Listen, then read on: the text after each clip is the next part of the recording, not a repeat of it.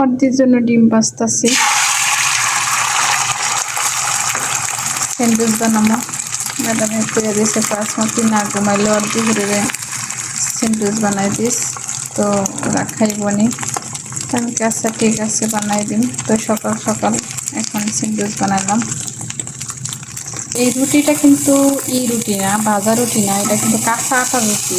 হ্যাঁ, এটাকে কিন্তু যে এই কাগজে করে থাকে, এই কাগজটা করে থাকে, এই কাগজটা থেকে শক্ত অবস্থাতে না বের করলে পরে আর বাইর করা যায় না। তখন এই যে নরম হলে বাইর করা যায় না, এটা ডিপের থেকে বাইর করেই মনে করেন রুটিটা চুলাই দিতে হয়, নাহলে ভাজা যায় না। রুটিটা ভাজা হয়ে গেল। দেখেন রুটিটা অনেক সুন্দর করে ভাজছি, একবারে ভাজছি। তো এখন ওর দিরে কি দিমো, কেশাব দিয়া বা কি দিয়া খাইব জানি না, তো ওরে জিজ্ঞাসা করবো যে জিবনা দিব না কেশাব দিব, তো দিয়ে বানাই দিই। একজনে খাইবো ভাজা ডিম, আরেকজনে খাইবো সিদ্ধ ডিম। না আবার ওইটার লেগে সিদ্ধ দিয়ে দিচ্ছি। এক একজনের মর্জি এক এক রকম। এই দেশে আসলে এক একজনের মর্জি এক এক রকম, বুঝতে দিয়ে অনেক কঠিন। আসসালামু আলাইকুম এভরিওয়ান, কেমন আছেন আপনারা সবাই? আলহামদুলিল্লাহ আমি ভালো আছি। তো কে কোথা থেকে আমার ভিডিওটা দেখতেছেন অবশ্যই জানাবেন। আর সব আপুদের ভাইয়াদেরকে অসংখ্য অসংখ্য ধন্যবাদ যারা আমার ভিডিওগুলো নিয়মিত দেখেন, লাইক কমেন্ট করেন তার জন্য। আর যারা না দেখেন তাদেরকে অসংখ্য ধন্যবাদ। যারা সাবস্ক্রাইব করছেন বা না করছেন তাদেরকে অসংখ্য অসংখ্য ধন্যবাদ। তো আজকে যে কথাটা বলতে আসছি কি জানেন, দেশে চলে যাবো গা, মার্কেটে যাবো, কিন্তু ম্যাডামেরে বলতেছি যে আমি একটু বাঙালি মার্কেটে নিয়ে যাই। আরবিয়ান মার্কেটে এর আগে 2বার মার্কেট করছি, আমি কম্বলগুলা নিচ্ছি, আমার সেই রকম ভালোভাবে আমি নিতে পারি না। ওই ছোটা ছোটা মার্কেটে নিয়ে গেছে, ছোট ছোট মার্কেটে নিয়ে গেছে, ভালো মার্কেট আমাকে নেয় না। তো বাঙালি দোকানে যদি যাই তাহলে আমি ভালো একটা দেখে শুনে একটু খাইটে হইটে দেখে শুনে নিয়ে যাই। মানে আমাকে এমন ভাবে মার্কেটে নেয়, মানে তাড়াতাড়ি কর তাড়াতাড়ি কর, আমি কোনটা থেকে কোনটা কিনবো, কোনটা থেকে একটু দেখবো শুনবো, এই সুযোগটা আমার নাই। বা যা আমি নিজে একটু মার্কেটে নিজে স্বাধীন মতো যে জামুগা দেশে, সেই স্বাধীনটাও আমরা পাইতাছি না কাজের মেয়েরা। তো মনটা অনেকটা খারাপ। তো আজকে আবার ম্যাডামেরা বললাম যে ম্যাডাম আমাকে বাঙালি মার্কেট অনেক দূরে নেওয়া যাইতো না, এত দূরে যাওয়া সম্ভব না, আমি মাদ্রাসাতে ডিউটি করে আইসা তোরে মার্কেটে নিয়ে যাবো, এমন করবো। তো হেরা ঠিকই যাইতে পারে, হ্যাঁ করলে কোনো সমস্যা না, হেরা 3-24 ঘন্টা মার্কেটে ঘোরাঘুরি করে। কিন্তু আমি যদি একটু মার্কেটের কথা বলি বা কোনো কিছুর কথা বলি, হ্যাঁ সময় থাকে না। তো উমরা হজ তো আমার করাইবো না, আমার মনে মনে আমার বাবা আছে যে আমাকে করাইবো না, না করাইলে কোনো আপত্তি নাই, কিছু কারো করার নাই, কারণ জোর করবো না। তো আমি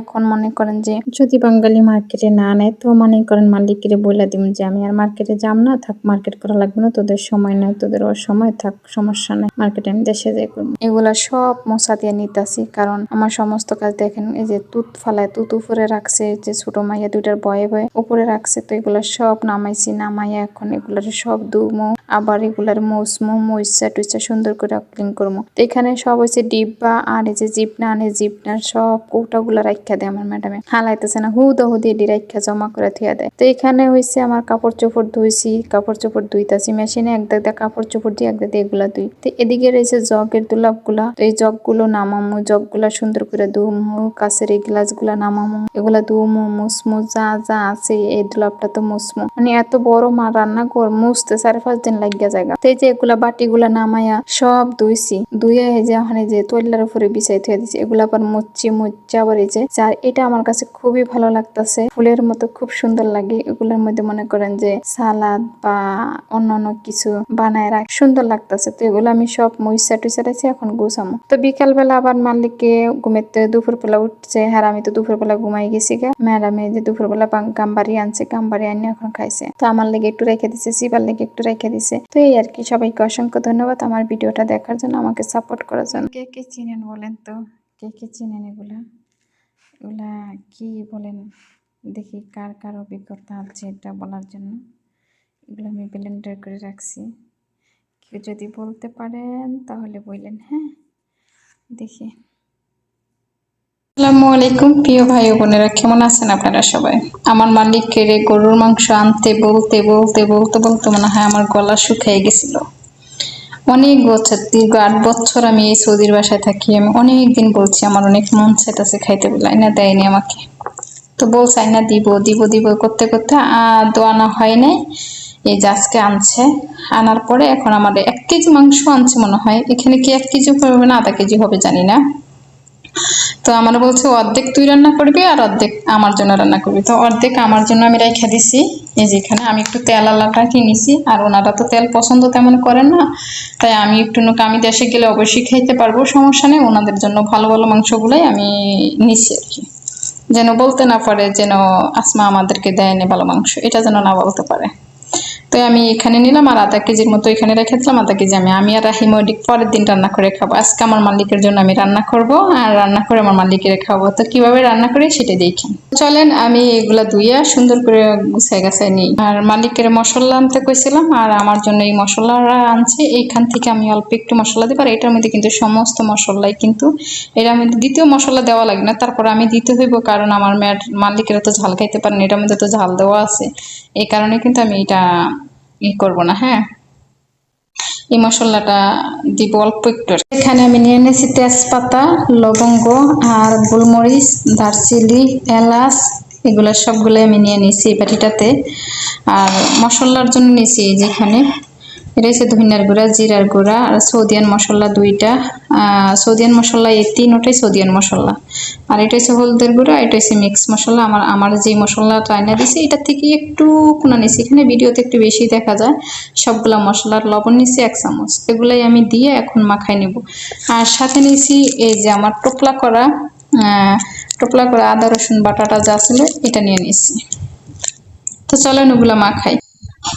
আমি দিয়ে দিতেছি যে মশলাগুলো সব আমি দিয়ে দিতেছি, ঠিক আছে? সবটি মশলা আমি দিয়ে দিতেছি, দিয়ে আমি মাখাই নিব। এগুলো আমি একবারে উপকরণগুলো সবটি মাখামো। আর যে আমার এটা গইলে গেছে, আদা রসুন বাটাটা গইলে গেছে, আমি এটি সব মাখাইয়া সুন্দর করে মাখাইয়া আমি ধুইয়া অন্য জায়গায় কাজ করব।